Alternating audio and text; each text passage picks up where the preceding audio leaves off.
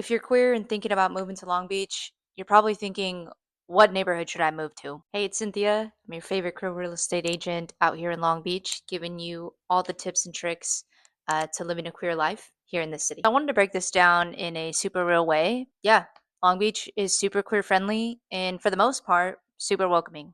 Where you choose to live and what neighborhood you choose to live in is really going to depend on what lifestyle you're looking for. First neighborhood, if you want people, if you want community, if you want to walk everywhere, you guys probably know what I'm already going to say. Alamitos Beach is the way to go, aka the Gayborhood, the block adjacent to the beach and the gay bars. You'll typically see pride flags, people walking their dogs, coffee shops, just a lot of everything going on. And it's honestly such a vibe because there's always something happening and always people outside and just having a good time.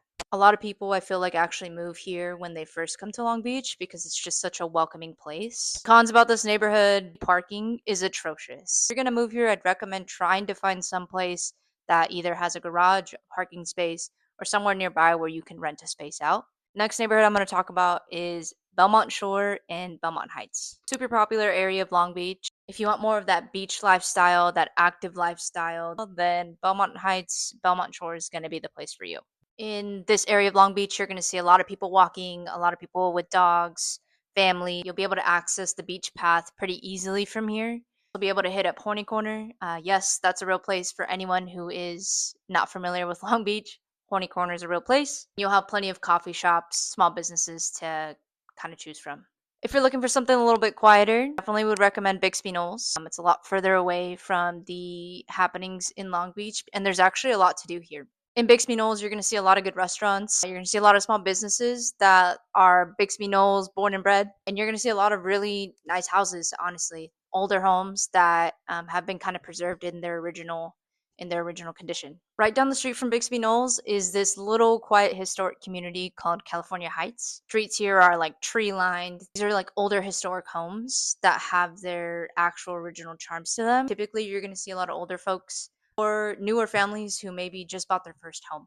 My favorite coffee shop in this area is Steelhead over on Wardlow and Orange, right across from Goods on Orange, which is a super cool antique store that has a lot of really cool knickknacks. Last one, and this is a massive area of Long Beach that is kind of slept on, but for the ones who know. I'm talking about Los Altos. Los Altos, you're going to see the pride flags. You're going to see a little bit of everything. Close to Cal State Long Beach, there's fantastic schools, plenty of childcare options. There's the big stores like Trader Joe's and things like that. Of course, there's that suburb lifestyle that a lot of people like. What I love about Los Altos is that I feel like a lot of the queers who started out in Alamitos Beach and the happenings of everything, they end up moving to Los Altos to start their families and really settle down. And it's such just like a cute vibe. In Los Altos, there's plenty of parks, there's families walking with dogs and kids, there's kid friendly activities outside of these neighborhoods. I remember I was walking down one of the streets during Halloween, and there was an entire table set up just for kids to do arts and crafts while they were walking by these houses. Los Altos is also a great place for a commuter. It's super close to the 405 freeway. You're able to kind of jump on that and get where you need to go. One thing to note about this neighborhood is that it is in the airplane or the airport path. A lot of times you'll see planes and hear them flying overhead. These are definitely not all the neighborhoods here in Long Beach, but these are the ones that I hear about the most when I'm working with clients who are looking to move here. They're asking me questions about Los Altos or about Alamitos Beach or about Belmont Heights.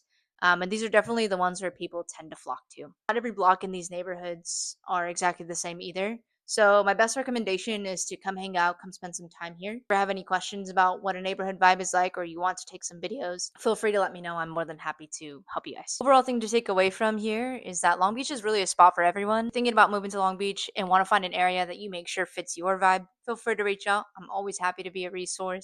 Homes for the girls, gays, and theys. Always.